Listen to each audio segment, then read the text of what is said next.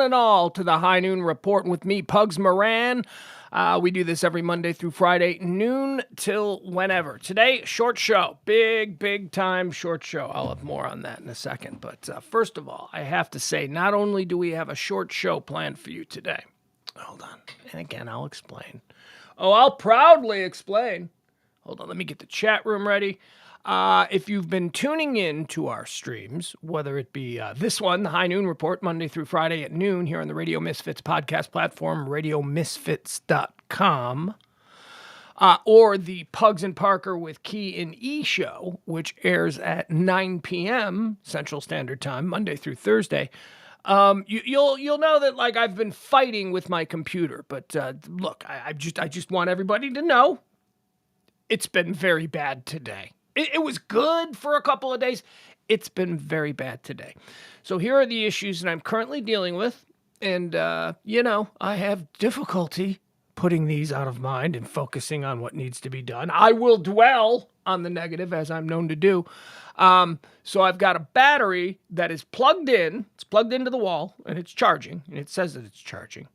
And I'm watching the battery power go down and down and down. Now I know it's like, don't worry, ignore the battery icon because it's plugged into the wall. Except I can't ignore it because it just goes black. The whole thing shuts down, even though it's plugged into the wall. So I think I must be using more power to stream than this little thing is chugging out of the wall socket.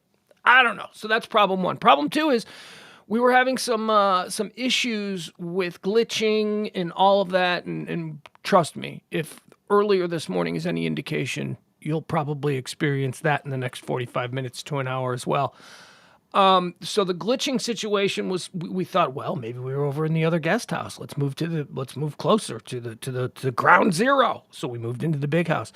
Then it was like, let's plug in. So we plugged in. We are plugged in directly to the wall. Plugged in. No more Wi-Fi. No. And, we seem to have a really strong connection to the Wi-Fi, at least according to our computer. But then on this platform we use, Restream, they have a little indicator of how strong our connection is as well. And although the computer is telling me, dude, you are as connected to your Wi-Fi as you can be. You are feet away from it. You are banging like Mike Tyson in his prime. Even though that's the case with the computer, the Restream is going, we're barely connected. You're glitching. So we don't know what it is. So there's just a whole... Oh, and on top of all of that, I went from 5 minutes ago being at 100% to battery to now being at 89%, even though I'm plugged in and I know I shouldn't. Anyway, we're going to get past all of that because this is not a show for gripers. This is not... Although I do gripe. Although I like to think my gripes are unique. They're a different breed of gripe. So the show's going to be quick today. You typically, I give you at least 2 hours, or I try to give you at least 2 hours. That's typical. Today I'm going to have to get out of here at 1 o'clock. I got to close up shop. I got to get out. I've done a shortened show. I'm not going to dwell on all of the little tidbits throughout history that we usually do on each and every show. I'm going to give you the bullet points. We're going to talk a little. We're going to laugh a little. We're going to think a little, maybe. And then I got to go. I got to be up my kids. I got to go watch my kid be honored at his school. Yeah. I'm very excited. I don't get to do many of these things. I'm very excited. He's, I don't know, it's like some kind of like, have I mentioned that he's never not gotten an A? Okay. So it's like something for people like that. It's like for kids that are like that, they like get to go and they have like this little thing. And it's the last week of school. So they're doing all this stuff now. How come in Texas, he's graduating in eighth grade? Why don't we have big eighth grade graduations here? There's like no like big eighth grade graduate. There's no cap and gown. We did that in the Midwest. Why is that not a thing? I'm like, wait, he's not having an eighth grade graduate. Like, they don't do that here. I'm like, really? Huh? Some people do, right? Maybe private schools? Is that more of a private school thing? Maybe? I don't know. Anyway, very excited about this afternoon. Thank you, Leslie. I'm very, very excited. Everything is, it's going to be awesome. I'm going to yell. I don't know if I want to yell. Like when you like, they're like, and Oh, I wonder. So here's his two things. So he's got really good grades, but the thing that he's most proud about in his middle school career is that he seems to have set the middle school record for deadlift. So he's he's more proud of that. Kid's never gotten less than an A, but apparently in his football thing they did a day, he set the school record for deadlift. So he's proud of that. All right, let's get into what we do on today's show. Every day, Monday through Friday, here on the High Noon Report, I try and give you all the hot topics, current events, everything that is going on in the world. If people are buzzing about it, I'm going to tell you about it, okay? So I'll tell you what it is. I'll tell you why it's trending, why people are buzzing about it. I'll give you a hot take, and then we move on. It's very quick. This show is designed to give you just a little bit of information on all the things that people are talking about. So should somebody come up to you at some point today and say, hey, did you hear about, you can at least go, yeah, that's the thing where, and then you can, just parrot something I said, and they'll be like, oh yeah, and then they'll tell you the rest. So that's what the show is about, keeping you informed. We don't do divisive politics, however. That's not what this show is. Don't come to this show with your little red hat. Don't come to this show, with your I don't know, what's the other side? The other side is so and don't come over here with your Antifas. No, this show is for the people in the middle. We try and keep it that way. So how we do the show is first we tell you about the day itself. We go all over the history of the day. We go back in time. We call that Erstwhile on this day, where we take a look back at the events that shaped the way we view this day. Then we talk about some birthdays, people who were born on this day. We talk about their careers, about whether or not we care. And that's actually the point of the next segment. We go into people who've died on this day, and we weigh their value. We decide whether or not we care that they're dead or not. Maybe we should make that like heaven or hell. Maybe we could have a couple of different categories for that. I don't know. I really like the death segment. I always have. These are the people who died. And after that, after we've done the Erstwhile on this day, happy birthdays, and these are the people who've died segments, then we move forward into the stuff that is actually shaping today. And maybe with the knowledge that we've just gained, we can have some sort of better guess at what we can expect in the coming hours of this edition of May the 24th. It is May the 24th, year of our Lord, 2023. It is the 144th day of the year. There's 221 more of these left until the end of the year. So as we like to say around here, get those New Year's Eve plans started. All right, here's an abridged version of Erstwhile. Erstwhile. On this day. Yeah, that's like previously on, like that kind of thing.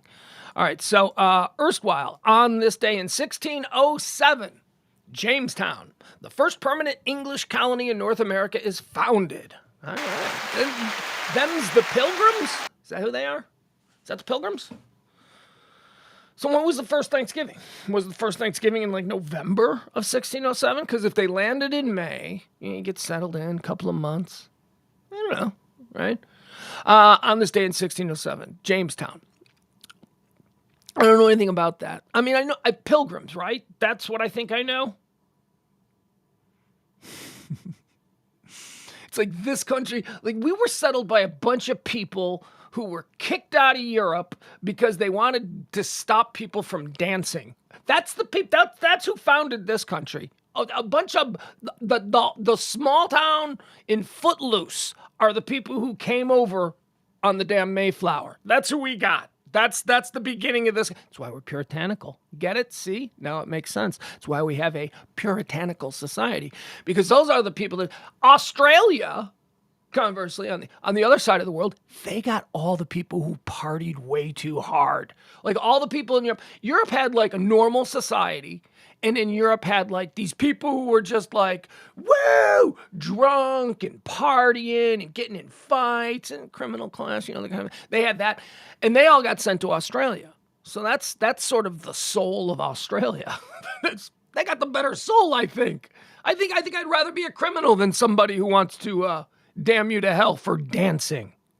On this day in 1607, Jamestown, the first permanent English colony in North America, is founded. On this day in 1738, John Wesley is converted, essentially launching the Methodist movement. This day in the Methodist movement is celebrated annually as Aldersgate Day.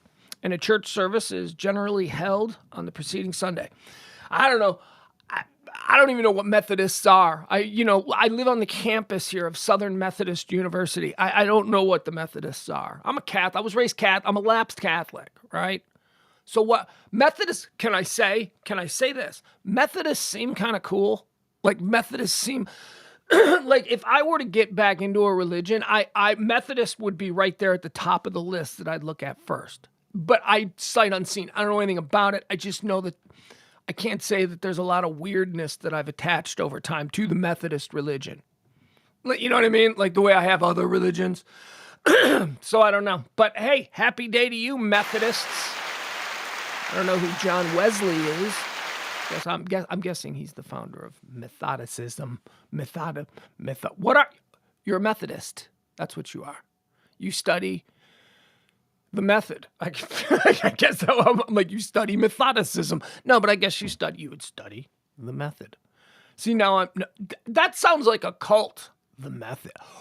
Oh, hey, what if we started a new cult called the Method, but we were really just Methodists? All right, moving on. On this day in 1844, Samuel Morse sends the very first message. All right, there's Morse code. Obviously, this is like the birth of Morse code.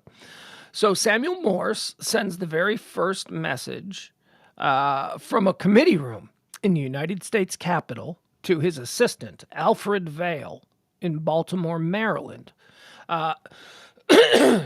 Excuse me. They did this to inaugurate the very first commercial telegraph line. And that line was between Baltimore and Washington, D.C. All right, so what was the very first telegraph method, right? We know the Alexander Graham Bell to Watson. Come in here, Watson. I seem to have dropped my pencil under the desk, or whatever it was. It was sexual harassment. I think we know that. I think we know that the very first phone conversation between Alexander Graham Bell and his assistant Watson was to have Watson do something he didn't want to do. But the very first Morse code message sent by Samuel Morse to Alfred Vail from Washington, D.C. to Baltimore was as follows. What hath God wrought? That's it. What hath God wrought? It's kind of a bummer. Dude, Morse, what are you doing? This is history. Was he not aware that this was history? When Neil Armstrong stepped off the lid of, the LEM, the lunar lander there on the moon, he didn't go negative. He went he went optimistic. He went aspirational. This guy, Morse, he went all negative. He went, what hath God wrought? Whatever he did. On this day in 1883, the Brooklyn Bridge in New York City is open to traffic after 14 years of construction and 16,000 deaths.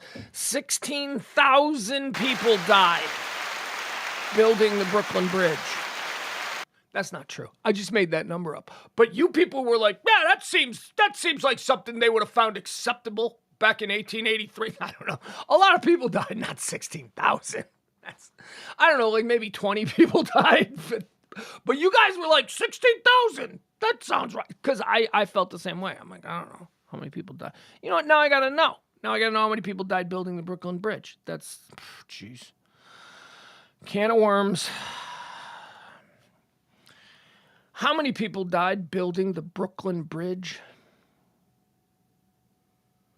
According to Brooklyn waterfront history, building the Brooklyn Bridge was dangerous work.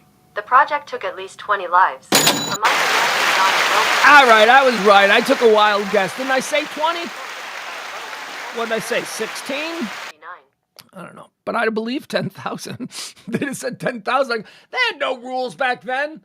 I bet you they were pushing people off. Like if a guy told a bad joke, they were like, because people needed work. There were immigrants everywhere. Come on, get that Swede up here. They didn't care. So you tell me 10,000 people died building the Brooklyn Bridge, which isn't true. It's a number I just made up. But if you tell me that, I'd have gone, yeah, that's probably, I don't know, people were awful. On this day in 1940, Igor Sikorsky performs the very first successful single-rotor helicopter flight. Sikorsky! 1940, the Sikorsky helicopter. He was a Russian. He was a Russian who emigrated here in like 1918 and then built his helicopter company. I think people think, and when I say I think people think, I mean me. I mean, I thought this for a long time, and by a long time, I mean until like 10:30 this morning when I read this. I always thought Sikorsky was like Kalishnikov, you know? I thought that was like a name. I thought that was like Soviet technology names, you know? I didn't know Sikorsky was like from Ohio, you know? He grew up in Ohio, wherever he grew up. He's like an American. And he just had a Russian name during the Cold War. But the Sikorsky helicopter is an American thing. I didn't know that. I just figured, I don't know. On this day, in 1976, the Judgment of Paris takes place in France. Do you know what the Judgment in Paris or the Judgment of Paris is? Or as it was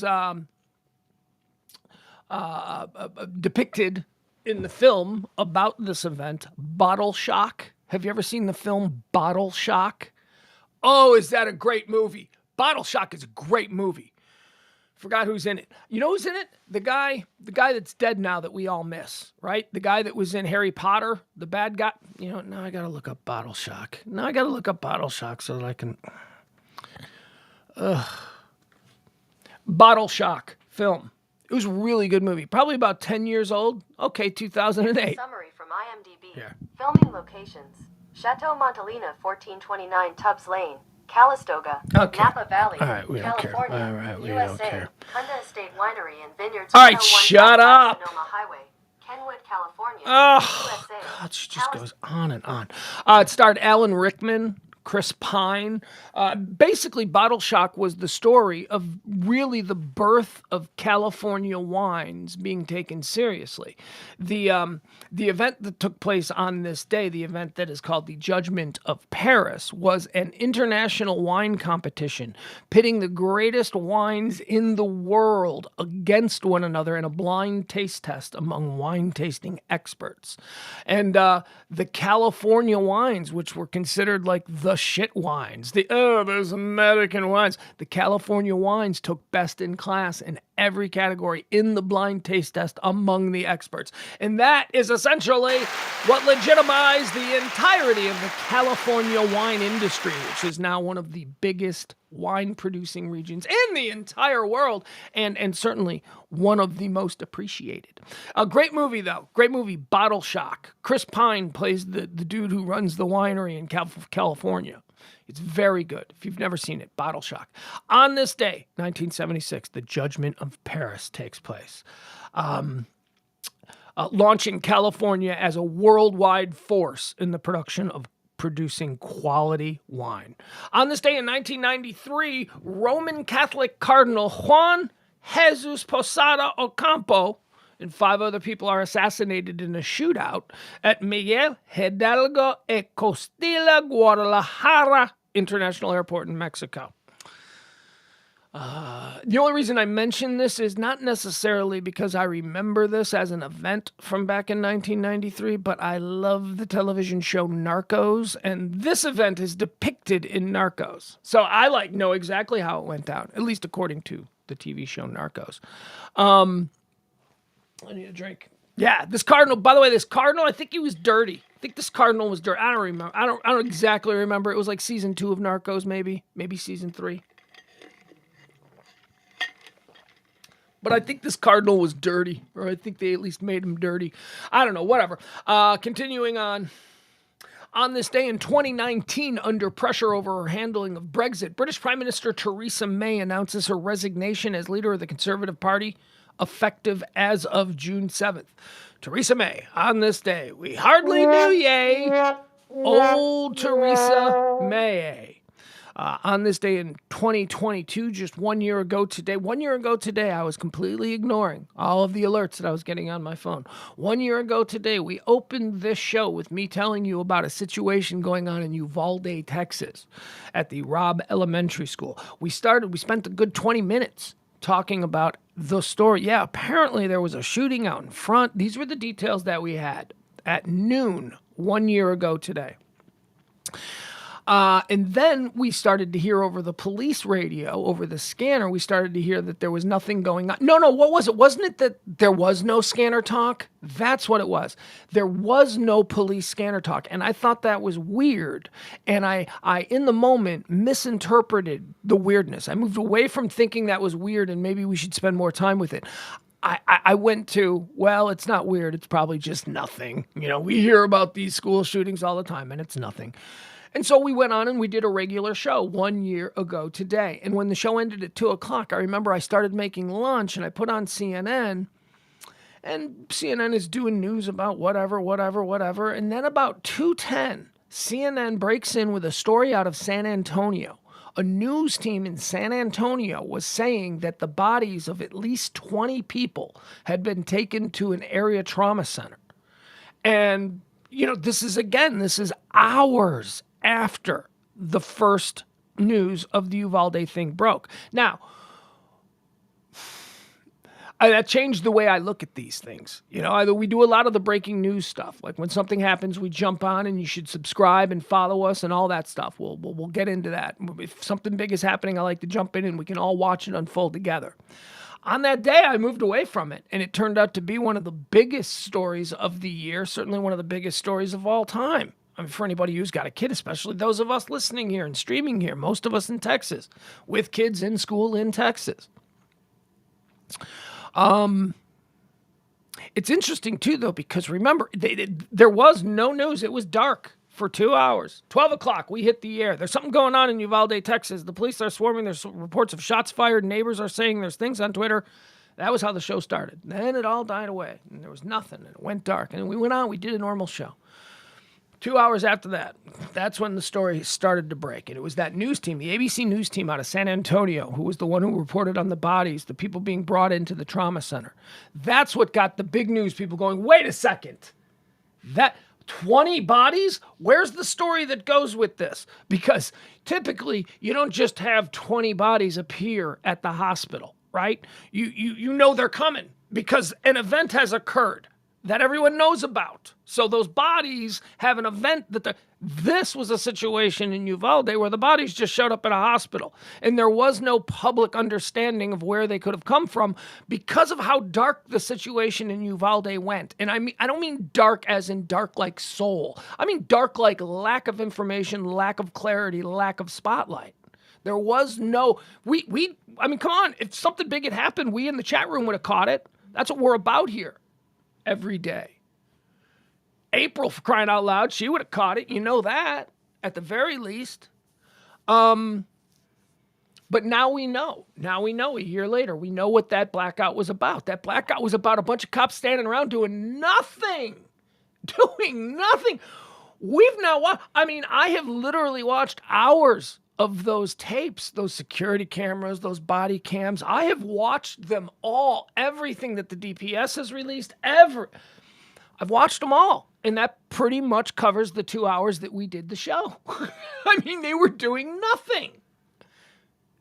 Just unbelievable. That was 1 year ago today. Does it feel like 1 year ago? Man, I just do not know. All right, that's going to conclude Erstwhile on this day. Now, what do we do? Let's go into birthdays, right? Birthdays are next. They sure are. Hold on. There we go. Birthdays, it's the most simple one. I don't know why I get it wrong. Bana. Today is your birthday. Bana.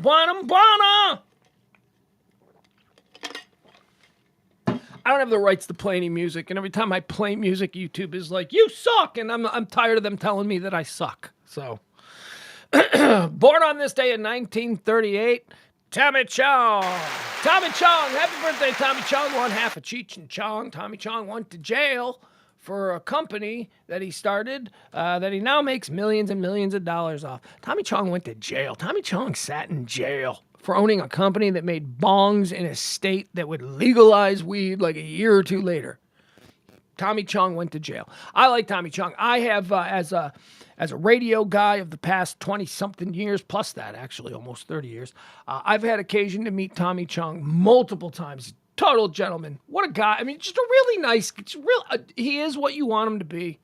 They say in showbiz they say, you never want to meet your heroes, right? Because they're likely to disappoint you.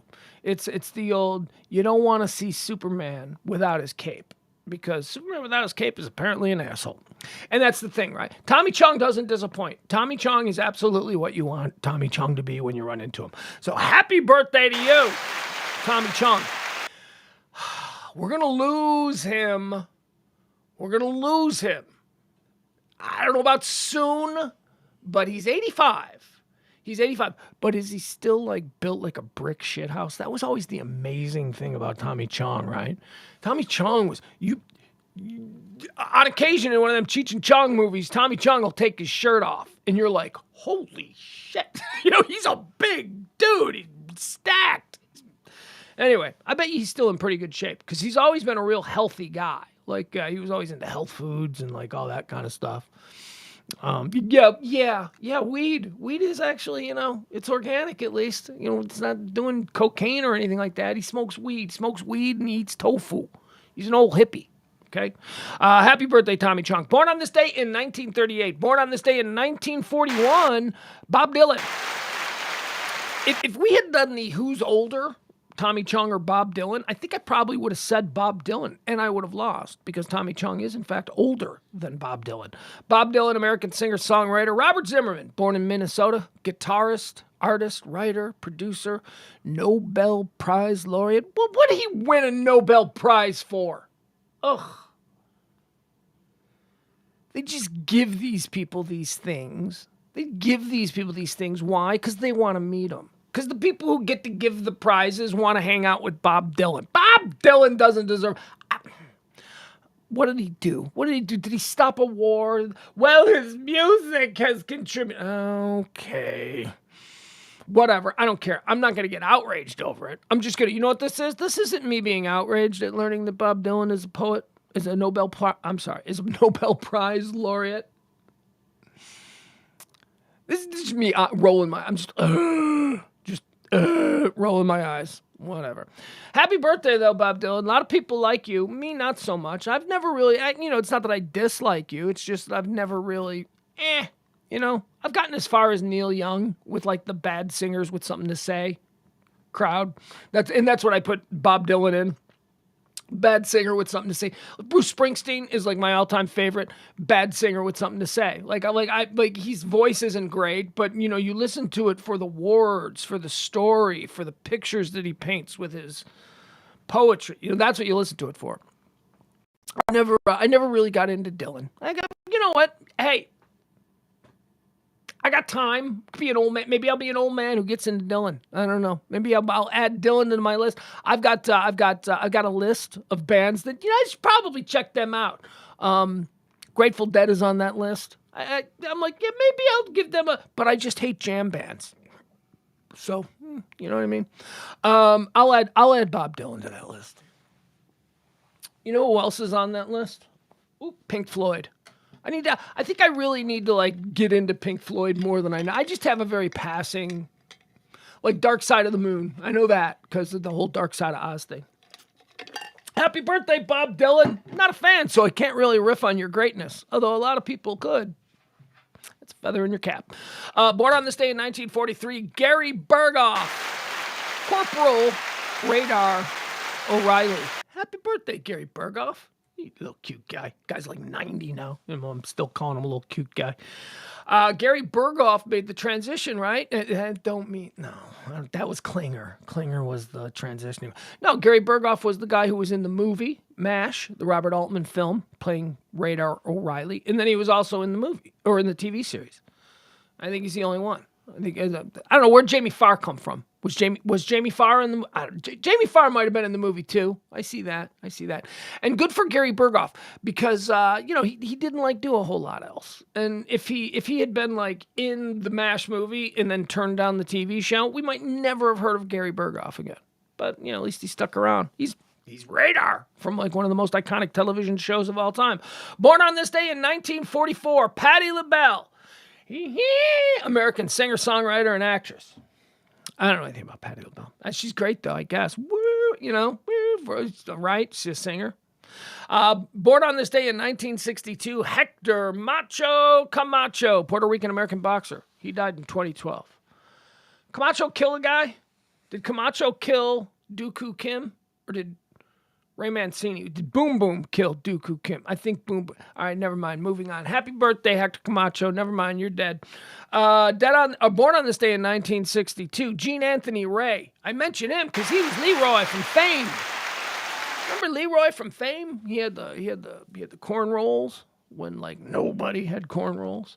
He was always wearing a tank top and dancer pants, and he looked scary, like a guy you wouldn't want to be on a subway with, right? But then he was like a dancer, so he was like scary, but he was also a dancer when you got, you just need to get to know people. I'm like, well, you can be a gang member who's going to stab me on the subway and also attend art school. I don't get how one negates the other. They can be two dueling personality traits. Anyway, Leroy never went on to do anything else outside of Fame. Although I guess he was a choreographer, so maybe he had a career as a choreographer. He died in 2003. Gene Anthony Ray, I thought he was going to be a big star. I really did. So did you. Anybody who watched Fame thought he was going to be a big star. Gene Anthony Ray, born on this day in 62. Born on this day in 1965. Here's a guy... I feel really terrible about this because here is a guy who I would have absolutely done a film draft of. This guy deserves a film draft. So maybe we're going to do it on the fly here, okay?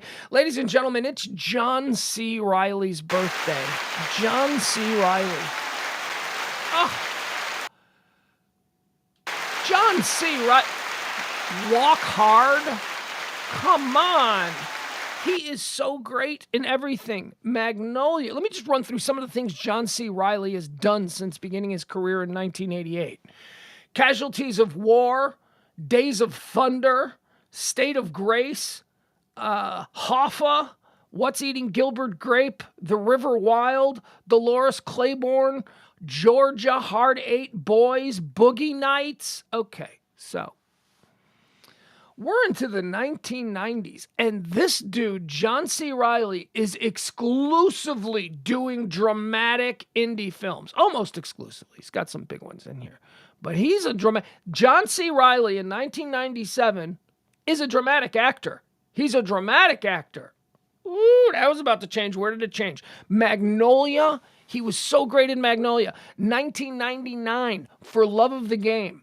I'm not going to say favorite, maybe second favorite. I don't know. I go back and forth. It's a baseball movie. Kevin Costner on the mound pitching his last game in his historic Hall of Fame career. His catcher is John C. Reilly. Serious dramatic work, albeit likable. Gangs of New York.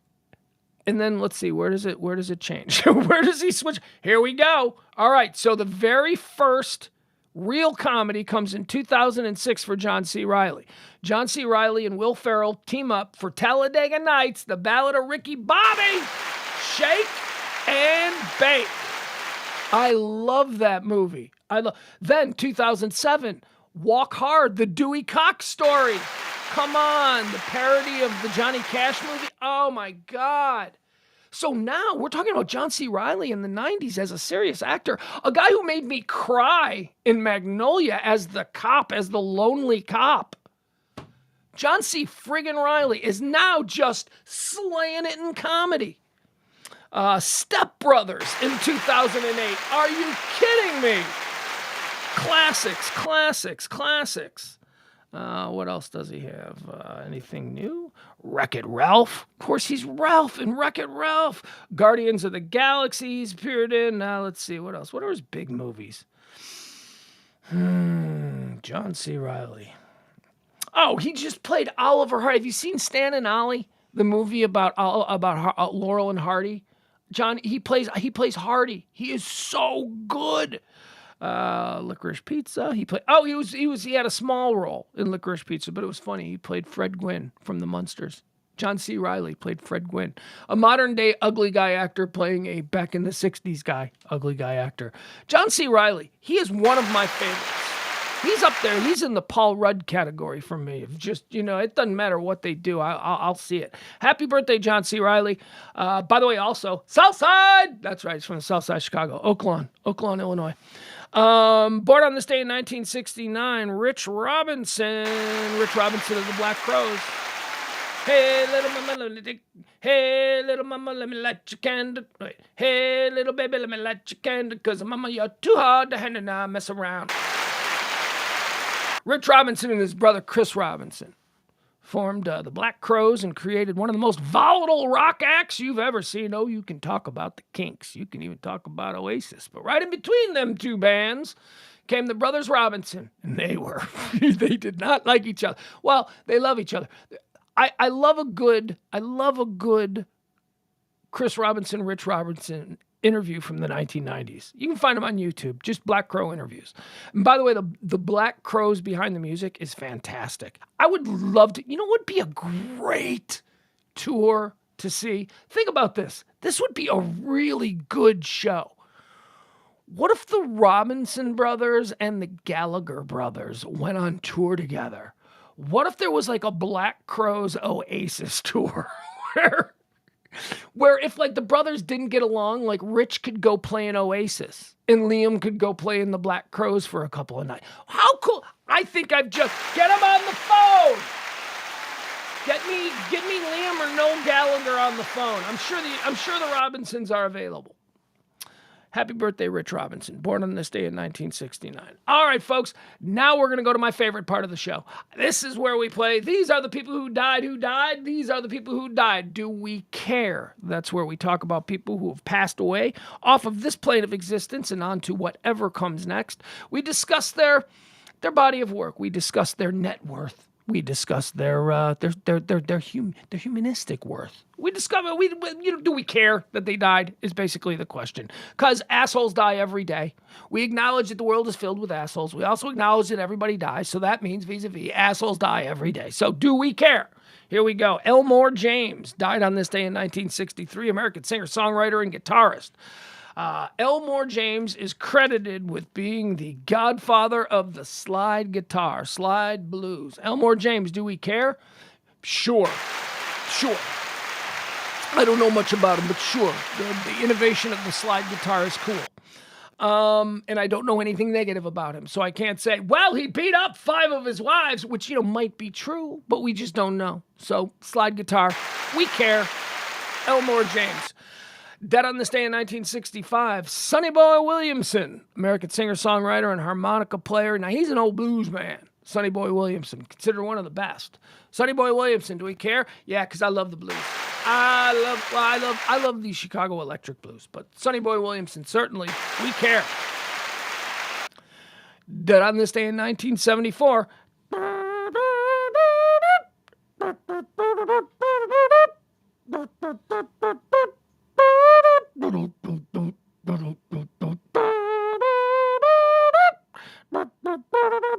Duke Ellington died on this day in 1974.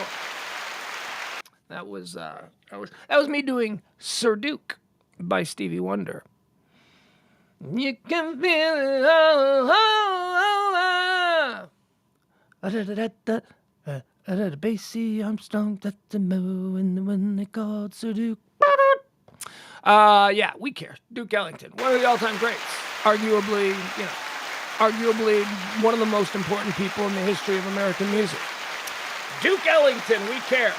Let's see here. How about Dick Martin, American actor, comedian, and director? I don't know much about Dick Martin, but I do know this. Dick Martin, with his partner Dan Rowan, a couple of producers in comics back in the 60s, they created a show called Laugh-In. And by just about every television expert's estimation, Laugh-In is probably one of the most important comedy shows in the history of American television. Why? Well, because it was, along with the Smothers Brothers show, it was a comedy show that was deemed insurgent. It was deemed provocative. It was, you were a certain kind of person if you watched Rowan and Martin's Laugh-In. And that's important because up until that point, television hadn't tried to provoke. Television was just all about, let's get everybody together and find something that dad and grandma want to watch. You know what I mean? It was that kind of thing. So Dick Martin, producer, stand-up comedian, creator of Rowan and Martin's Laughing. Do we care? Yeah, we do. Yeah, we do. Because television comedy is important. At least to me it is. All right, guys, we are running out of time. That's right. I've got to get out of here. I've got to get out, and I've got to go and watch my kid get an award. Let's see here. All right, let's talk quickly. These are the things that are happening today. These are all of the trends. These are headlines, current events, whatever it is, blah, blah, blah. You get it. By the way, the show is brought to you by the month of May. They came in, they bailed us out. We run on your tips. So if you want to drop a little something, we'd appreciate that. The Venmo, that Cash App, I'll put that up later. You can, if you see it, you want to drop something, we'd appreciate it. But we didn't make it last month. So our friends at Sacred Oils, they stepped up and they said, look, how much do you need? And we told them, and they said, okay, there you go. So now I am thanking Sacred Oils, not as a sponsor. We don't typically have sponsors or anything, but I am thanking Sacred Oils for what they did in saving this show for May. We still need to get June taken care of. If we don't get June taken care of, we may go on vacation a little bit earlier, but that's okay. We have a planned vacation anyway, and we'll try and regroup things. Sacred Oils, 13740 Midway Road. That's in Farmers Branch, Suite 522. But you don't need to know the suite because as you're driving down Midway, you're going to see the big-ass sign right there in the front. They face Midway Road. Pugs 20. Tell the folks at Sacred Oils at 13740 Midway Road. Tell the folks there at Sacred Oils that Pugs 20 at the register, and you're going to get 20% off your purchase. So if you're thinking about, here's the call to action that I like. Everybody else, you see these CBD stores, you're hearing about the Delta 8, you're hearing about these gummies that people are eating and just having fun nights. You're hearing about all this stuff and you want to try it because it's all 100% legal here in the great state of Texas. You're hearing other people, you're passing up a billion other CBD places. Do us a favor. If you like this stream, if you're listening to this stream, call or at least step inside Sacred Oils. 13740 Midway Road. You can call them. Their phone number is 469-951-3910. That's 469-951-3910. And Pugs 20. As always, Pugs 20. You get 20% off. All right. Thank you to those folks. Let's get into what's trending here. How about the debt ceiling? This is still going on. They're going back and forth. Remember, I told you, don't you worry about it. It's not going to be a big thing. Once again, as they had to do yesterday, Fitch, Standards & Poor's, and Moody's, the three credit rating systems that they rate government's credit, right? They're saying that they're fine. They say they're fine. They aren't. Look, if we get downgraded our credit, what does that mean? Stop pretending it means something. It is a construct among gentlemen. That's what this. What? We get downgraded, and suddenly the next time America needs to buy a car, we got to get used because we can't get financed.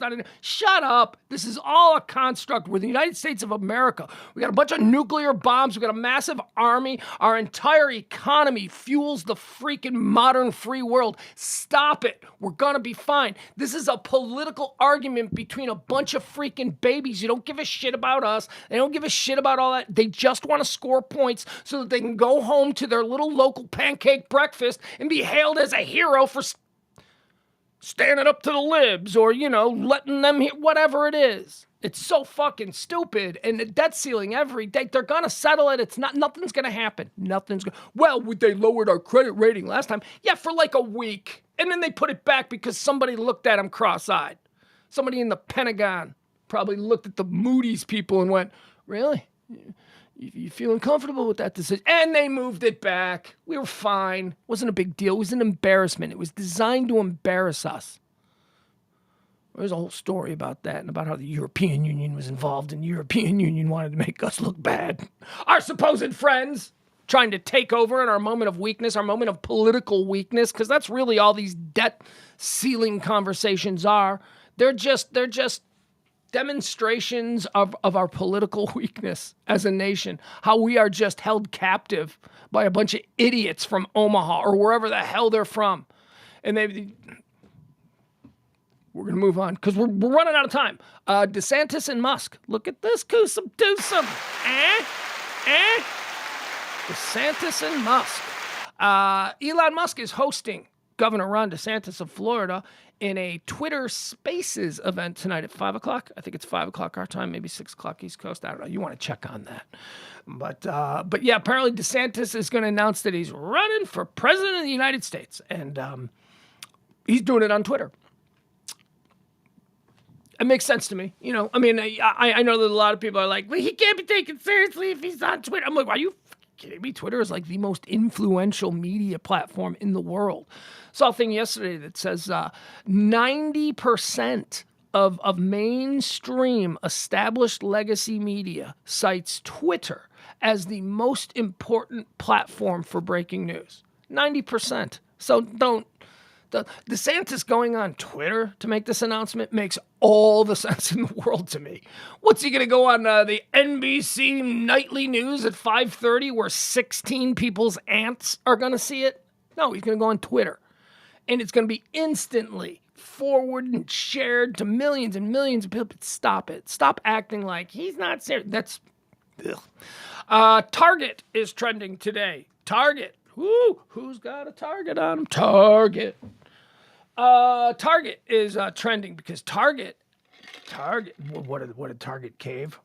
Target cave. You got people going Target cave. You got other people hating on Target. Okay, so here's the story. Coming up on Pride Month. June, right? Oh my God, this is going to be a crazy Pride Month because it just seems like we are all stoked. Everybody. So Pride Month is coming, and Target, because there's a lot of people with pride. A lot of people with pride out there. A lot of people with pride. I mean, way more than when I was a kid. Nobody had pride. Nobody. Now, everybody's got pride. Everybody's got a friend who has pride. Everybody's got someone in their family has. Everybody has had Thanksgiving dinner at this point with somebody who has pride. So Pride Month is coming up. So Target, because, Target likes to sell shit to anybody, Target has gone, hey, a lot of people have pride. It's Pride Month. Let's sell some stupid T-shirts for people with pride. And that's what they were going to do. And they've done it like every year for like 10 years. It's not a thing. You walk into a Target, Pride Month, and you walk by. Then you walk by over to the T-shirts with Nirvana or the Rolling Stones that every dad in America has. I can't wear my Nirvana T-shirt anymore because I'm just like every dad in America. I've seen it so much. I saw Matt Gaetz wearing my Target Nirvana T-shirt. I saw him wearing it in debate prep with Trump. I'm like, oh God, I can't wear this shirt in public anymore because everybody's got the Run DMC one. That's another one. Anyway. Hold on, I need a drink. So Target had their pride display. And then a whole bunch of like Nazis. And yeah, they're Nazis because I watched some of the videos this morning. I watched them. They're Nazis. They're talking about they had Nazi stuff. They're Nazis. At least in a couple of the videos. But really they're just people who hate gays. So what does it matter? Just a hateful person. It's a hate guy. It's a guy who's got hate. It's a guy who is right now in this video motivated by things he hates. Not motivated by things that he loves, not motivated by an ambition to do things better or to be optimistic. No, he's right now, what we're watching are all these guys talking about things they hate. And right now, that thing that they hate is Target. And why do they seem to hate Target? Because Target has got a pride section. Okay, so that became a huge problem. So a whole bunch of these groups in Arizona were apparently going to stage massive in-store demonstrations today. So what did Target do? Target has decided that from coast to coast, they are going to take their pride displays for the month of June that were at the entrance to the store. They're going to move them all the way back to the back of the bus. Get to the back. Hey, you pride people, get to the back of the Target. Yeah, you're back there with the bikes. You know where the bikes are? And fire extinguishers and shit that hoses, nobody. That's where you are. You get back. So anyway, that's what Pride did, or that's what Target did. So Target's getting shit hammered today. Target didn't stand up to the Nazis. That's what they didn't stand up to the Nazis. I hate Target. And then, of course, the other side is going, not good enough, Target. Put it in the dumpster behind the store and set it on fire. That's what they want. So Target, man, you suck today. Target suck. No, we're afraid. We don't want to be provocative by selling T-shirts with rainbows on them. But we still want to sell them because, we need to make that money. So we'll just move it to the back of the store. No, fuck you, Target. Target, you either stand pat and you go, you know what? Bring it. We'll just alert the local law enforcement. You want to come into our stores and create mayhem? Go ahead. And we'll just let the police know. They could have done that. They didn't do that. That probably would have gotten the crazy lefties to go, yay, Target is standing their ground. But no, Target didn't stand their ground. Target went back by the bicycle pumps, way back in the store. Where that door to that outdoor area goes, where people apparently buy lawn chairs. I don't know. That part of Target? So, Target shit the bed. They didn't do that. They didn't stand firm, and they didn't do exactly what the haters wanted. So, that's why Target's in trouble today. Because they're gutless. Because no matter what, they want to make that money. That delicious money off of pride people buying rainbow shirts. But they also don't want the Nazis. They don't want the Nazis. Mr. Nazi, I moved it to the back. Not good enough. That's what they got. It's awesome. It's awesome. Let's see here. Hold on. For some reason, I just lost my place, which is not good because we are running out of time. Let me run through the next couple.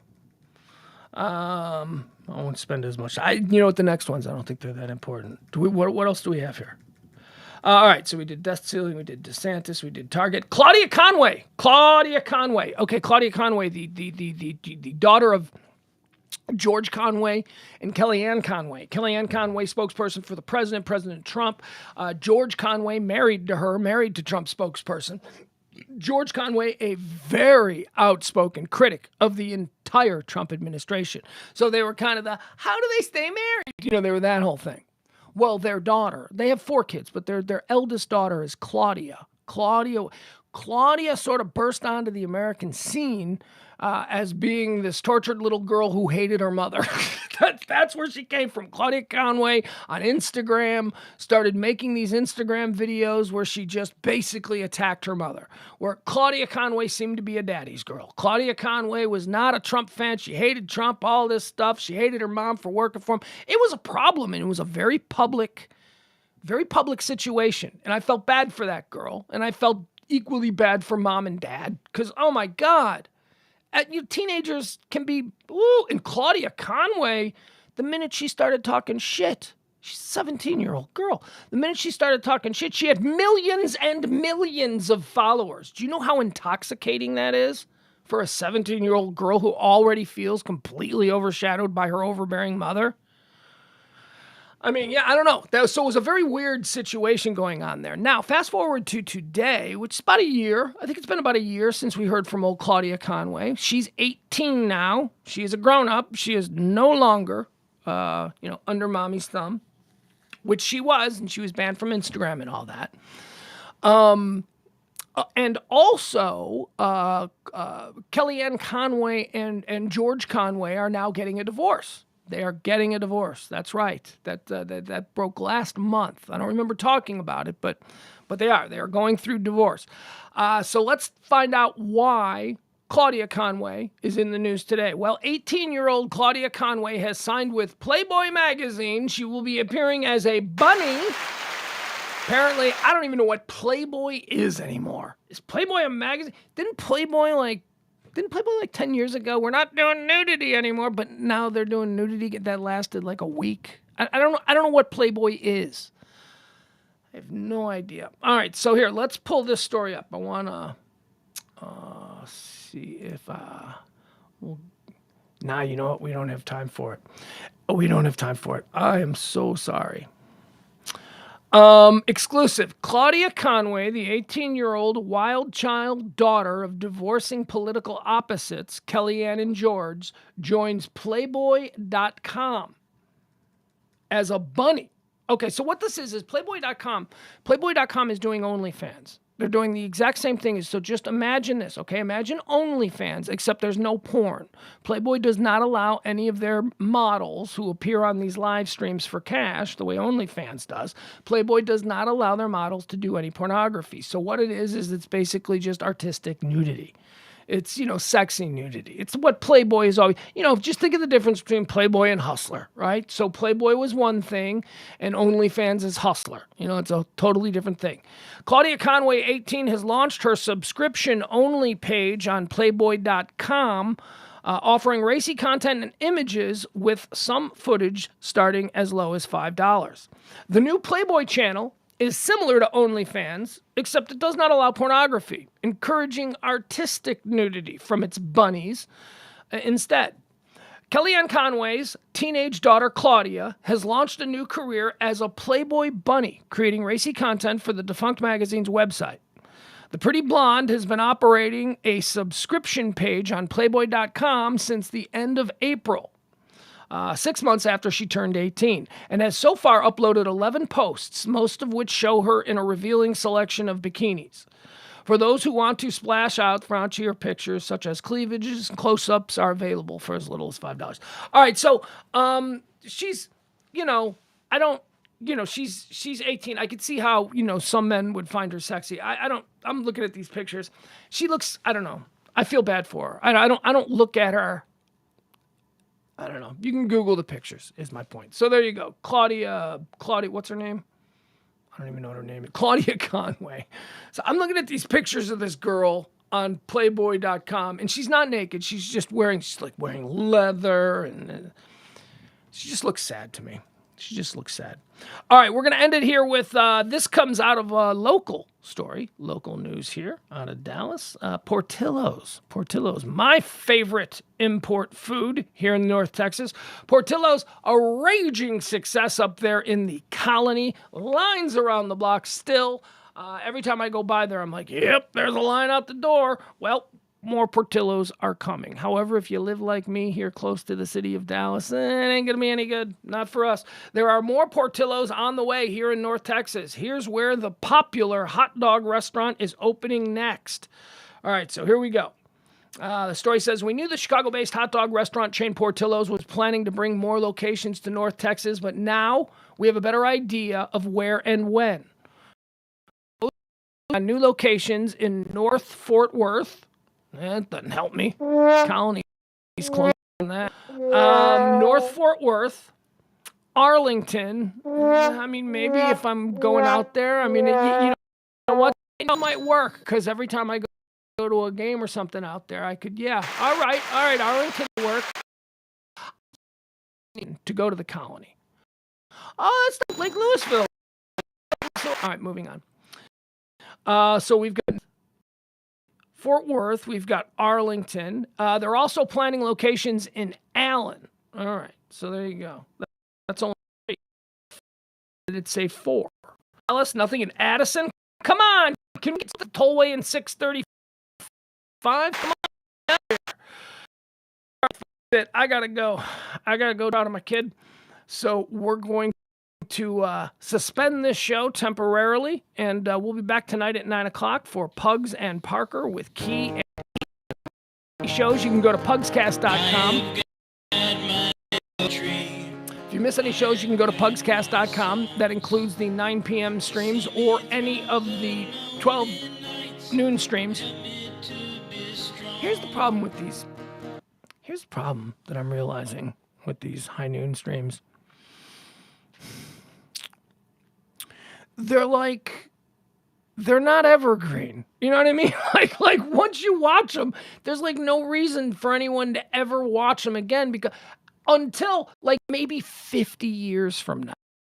Like 50 years from now, historians some stupid stream and used it as like, I don't know. Show. Those are evergreen. Conversations not necessarily dependent upon the news of the day. The way the way this stream is. I don't know. All right, I gotta go, folks. Love you all. See you tonight at 9 o'clock. Bye. I can smile a little now. Things are going good. I always had to be on guard. That is understood. It has been a journey, a multi-answer test.